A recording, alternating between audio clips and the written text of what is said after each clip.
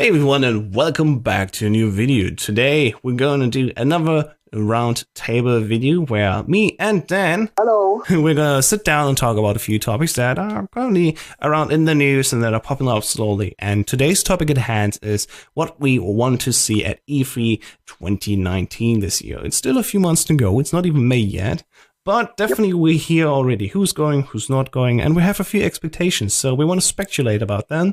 And first thought, of course, that we have right now, Dan, what do you think the big console and platform owners will do this year? See, that's a hard one. I'm not really sure because they could do quite a lot. I definitely know Microsoft/Xbox will definitely bring out some more information regarding their cloud services and their always streaming kind of Project X I can't remember what it is. That's it, Project X Cloud. They're definitely going to have more information about that. Maybe even have a tie-in with xCloud using on Switch or something, because we know that it's definitely confirmed that Microsoft and Nintendo are working very close together. Yep. And I definitely like to see some more brand and company cohesion going forward, because I think that both Nintendo and Xbox both realize that going forward with the gaming industry, it's going to be a lot less focused on what hardware you have, more than than kind of like who you can play with. Because as soon as like the barriers open up, then people are going to be more likely to buy a product just because they can play with their friends, and then they will buy the one that they're comfortable with. So Microsoft get access to a huge Japanese market and an Asian market, more specifically. And Nintendo get access to more westernized markets, whilst also having better controller and kind of like cloud services, which Nintendo haven't really been doing very much with, from what I understand. Maybe I'm a bit behind the curve, but there's a few things that before you go on and leave this topic, let me just join in quickly, because yes, actually Xbox is bringing Xbox Live, basically their social platform, over to Nintendo Switch as well, in smaller forms first, and then expanding on that definitely. It started out first with Minecraft, of course, because they wanted to have a collaboration between the two platforms with Xbox and Nintendo Switch, and that was the first time that they actually introduced crossplay. And that followed up also later on with Rocket League. Fortnite was very much immediately when it launched on Nintendo Switch allowed to crossplay with Xbox at least. Later on, after lots of pressure, also Sony softened up and allowed that.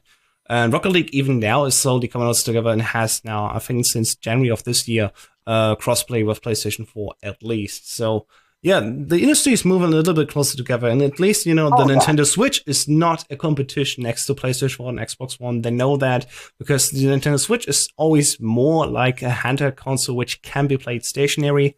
But the portability aspect is still something that is so unique to that, which the console, the big consoles can't compete with. But they at least have sort of the performance with a good ratio to the price aspect, which the PC platform can sometimes do, sometimes not. It's really depending on the market. So yeah, that will definitely coming closer together, and especially now with Google Stadia coming around, xCloud, and many other also competitors which are doing this for much longer right now, which are slowly seeing, people might have actually interest in that, and the whole, cloud gaming, cloud streaming industry in itself will also get a small push. We see Tencent, the biggest publisher in the world, basically, which is of course focused mainly on the Chinese market, but who's also having lots of stakes in the Western market, is coming up with its own gaming service. It has just this week launched the Wii game platform on the Western market, so you can actually go on there and have their launch as well. And PlayStation Now in itself also maybe will see a little bit more support. We saw in recent months actually updates, so you can not only play and now download games on the PlayStation 4, but you can also use the PlayStation Now service on PC, which is basically the same like game streaming, where you have PlayStation 2, 3, and I think even PlayStation 4 titles, which you can just play from the service. So while PlayStation was not doing that really loudly, they still have it also. So maybe they will push for it more now that the other market holders will actually join in on the fun. Yeah, I think one thing that going back to kind of like Rocket League specifically, I remember a year, maybe 2 years ago, when I was at university, I read an article where the Rocket League developers were complaining because they said, we want to have crossplay as much as possible, but the only company that won't allow us to do it is Sony, and we have a literal switch that allows us to like turn it on and everybody can play on the same server because it's just that easy. But Sony won't let us do it for legal reasons, which I believe was the kind of the start of all of this, because like Microsoft were so totally open to letting anybody play with their players, because I think with games how they are, it doesn't matter who you buy the game from. It's more kind of like people are going to buy the console they want to play on, and then if they want to play this cool new game that their friend has, they will. They don't have to buy a brand new console to play it. They because I can totally see how sales would be driven by console exclusives. But the problem is, at the moment, it's not just console exclusives. It's if you want, like for Destiny, for example, it's DLC specific exclusive. So you can't get certain missions if you don't have a certain console. You can't get certain guns if you don't have a certain console, which both screws with the developers and also screws with the players, because you get some completionists going, well, I've completed everything for this one, but then I'm going to have to buy a whole new console, a whole new game, and create an account just so I can play through the entire game again, get all the new stuff just to get this dang gun. Whereas if it was access to everybody and was like a pre-order exclusive but then came out to everyone later on, people would be much more willing to go for that. I think developers would just have it in themselves. And here's the cool thing with all the game streaming things, you always have crossplay, because the game is just hosted on the cloud server, and no matter what device you use, you're just separated from that. So if you have somebody who's playing with a controller and his smartphone, he can play with whatever other hardware, basically, if it's a console or a PC, or even a smart TV with the official controller, for example, that Google Stadia has coming. And we recently saw at the Game Awards in December, the big three: Sean Layden from PlayStation, Phil Spencer from Xbox, and Reggie Fils-Aimé, who's leaving Nintendo sadly next Monday, but still back then he was the CEO, of course, of Nintendo of America. They all three come together to represent the gaming industry and to show that, yes, we are all, in the end, gamers at once, and we all belong together in the end. So what I really hope for E3 this year is that we slowly see a push together where if a game is not console exclusives, which there will always be games like that, sure enough, but if it's not, they maybe open up and say, well, we have your trust. We see, for example, the PlayStation guys, they have their games where they can say, hey, if you go with our console, you can still play with everyone else if you want to, but we also have these cool exclusives. Whereas the Xbox guys say, but we have, for example, Play Anywhere as a feature. So that services really make the platforms big instead of just exclusives or, separated like gates from player gates, player bases. So in terms of like going back to the original topic and what new stuff the big players are going to announce at E3, I literally have no idea because it could be anything at this point. But I do know it's probably going to be exciting. And we know at least this is Star Wars game coming.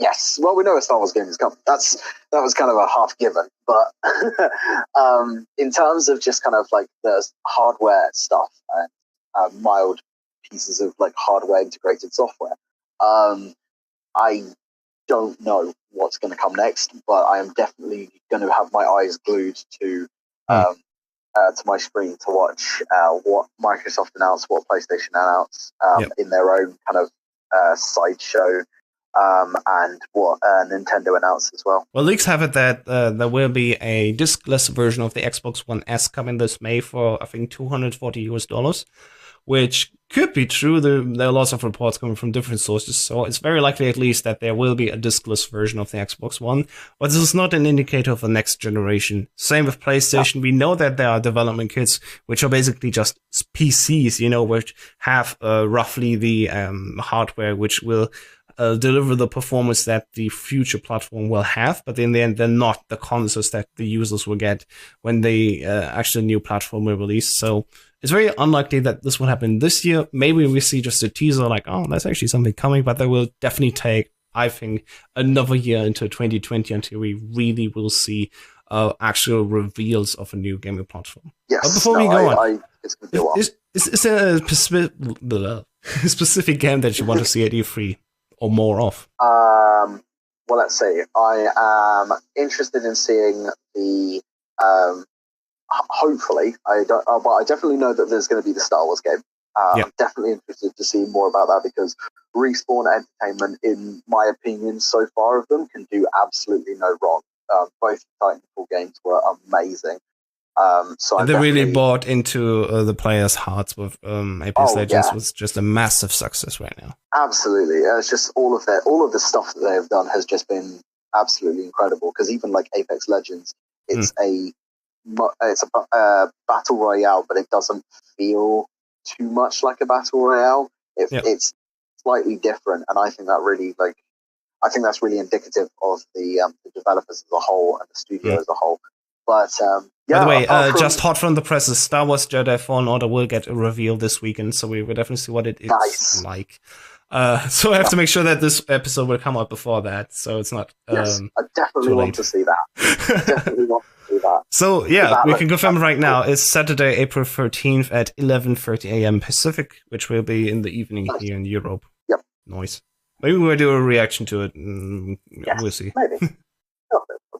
But in terms of actual kind of what other games I want to see, I'm not sure what's coming up in the cards. I hope there'll be some more information about Cyberpunk, because Cyberpunk is life.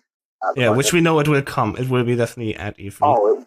Oh, yes. Okay, cool. More information about that. That would be cool. Even if it's just kind of take all of the trailers that you know, throw them away, and this is the new kind of like look of it and everything. I won't care. I just want to know more because it's intrigued me. It looks amazing. It looks like it plays amazing, and I'd like to see what they kind of do. And of course, CD Projekt Red are also development gods in their own right. But in terms of other kind of games, I'm possibly the new Watch Dogs that was kind of partially announced. Which we talked about in a video previously, so if you haven't seen that, check out in the right top corner where the video is linked. Now I just need to remember that I set this in this timestamp right now. Both of them really quickly. Yeah. But yeah, other than I don't really know what other games are coming out. It's not that I haven't followed it closely. I tell you what I want to see. I want to see Destiny 3 at least being confirmed for development. I want to see that they have plan for year 3, which will of course start with September 2019 this year. And that they say, okay, we have plans, but you know, as things happened this year, at the start of the year, things have moved around a little bit. So we're definitely working on new stuff. And they hopefully maybe talk about a sequel as well. And I hope that the sequel will be the first time where they will work on their own without any publisher in the background, where they really have the creative freedom and want to do what they want to do with the experience that they collected since 2011 when they started development, at least 2014 when it was released. Yeah, 2014 was when it first released. Part of me mildly wants to say I hope they go back to collaborating with Microsoft, mainly because the Bungie-Microsoft collaboration was probably one of the best. But what benefit would Microsoft bring to Bungie if they have their own structure of everything, proper setup for self-publishing and everything? Well, yeah, they've got a setup for self-publishing. It's more kind of like the indie program is kind of, because technically they are an indie studio, so I don't see why they wouldn't want to join Microsoft's indie program because essentially that just gives the indie developers, from what I understand, with my limited understanding of it, it just gives the developers a bit more kind of, here is a platform that you will be able to put something on, and you can do whatever you want in your own time, and we'll invest some money into it. So I think that would be a cool way to go if they wanted to do that route. But definitely seeing Bungie standing on their own 2 feet would be very, very interesting. Because we haven't seen that really yet, right? They announced that they left Activision, and since then it's just like, well, they're doing the thing. They deliver what they announced like for this year of content, which again goes until September. What happens after that? That is actually the question. What do we? That is a very big question that I'd like to see what happens. If it is Destiny 3, I will not be pre-ordering. But that But that is because of the 2 years that I have been kind of like hoodwinked into this is a good IP. Part of me really kind of hopes that they kill off Destiny. A little part of me does, because I want them to I want them to strive to like do their own thing. And it would be cool if they just went, okay, Destiny is no longer a thing anymore. We're doing this thing, and it's much more interesting and much more cool because we made it, rather than we made it with somebody else coming in and chopping it all up right at the end. So I'd definitely like to see that. Yeah, also Destiny would be kind of a Destiny, or just kind of like Bungie in general. Let's chop it down because the video's getting a bit lengthy. Sorry. I'd like to see more from Bethesda. I'd really like to see some more Elder Scrolls. Give us more teaser, please. It's not coming because we know Starfield doesn't have a new showing. We know Elder Scrolls 6 won't be there, and even what's the main guy called? What's his name? Todd Howard, I think. Right? Todd Howard, yeah. Yeah, he's not there at E3, sadly. So I'm not really sure what they're gonna show us. It's all a ruse. It's all a ruse. Yeah, we know there will be a Bethesda like B3 thingy, which way I think they will definitely show Doom, which hopefully gets a release date at least then. We know it's coming to Google Stadia, but we don't know anything else yet, aside like the one event that they had at QuakeCon. So, what's up with that? Yeah, it would be kind of hilarious though, and very in Bethesda style to just kind of go, Todd Howard is here. We're doing an announcement. By the way, Elder Scrolls is coming out next year, and it would just be like, Elder Scrolls 5 now for smartwatches. Hey Lamau, Skyrim on the smartwatch, please. But yeah, it's just like the Alexa version. Eat a roll of cheese. Eat a roll of cheese. Oh, lovely. Yeah. Oh, good stuff. Slash. We throw down. But yeah, I'd be very interested to see what Bethesda, if Bethesda are going to reveal something or say something, because that would be kind of cool. But I'm going into this E3 hopefully going to be pleasantly surprised by things that turn up, because I'd rather not have, like, before you go to E3, I'd rather not have a bunch of just kind of like, oh, this is all the stuff that's going to be at the E3. I'd rather just go in and just be wowed by all of the different publishers and developers going, here is the cool things that are coming soon, so that I can see what's coming soon and getting hyped up, interested, rather than just kind of like, oh, this is going to be this the game. Okay, now we're moving on to this game. And I already know the kind of lineup and what's going to happen. I'd rather be interested and kind of like entertained and surprised. So I'm kind of going to shut myself off from gaming news a little bit in terms of like E3 stuff, and just go, okay, E3 is happening on this date. I'm going to watch it, and I'm going to ignore everything online that is happening until then. Yeah, well, I would definitely ignore it because I'll be on vacation. I'll be coming back and think like, oh, what happened? But yeah, I'm looking forward to E3, and hopefully we'll see. That's gonna be fun. Yeah, I have one last thing. I hope Capcom will bring something cool, because they recently saw lots of big releases that were very successful. Devil May Cry 5, Resident Evil 7 started it really, and of course Resident Evil 2, the remake, also was very much successful in its own right, with at least 3 million copies sold, I think. So I wonder if they have plans at least that will show at E3. So like, hey, actually, there's a Resident Evil 8 coming in 2 years or something. I don't know. But they probably are the contenders for the biggest surprises, because they suddenly have successes again. They probably have money now that they can use to at least invest in IPs and announce a few things. So yeah, I guess that will be very interesting to see what they will do. But let's get to an end. Let's cut it off.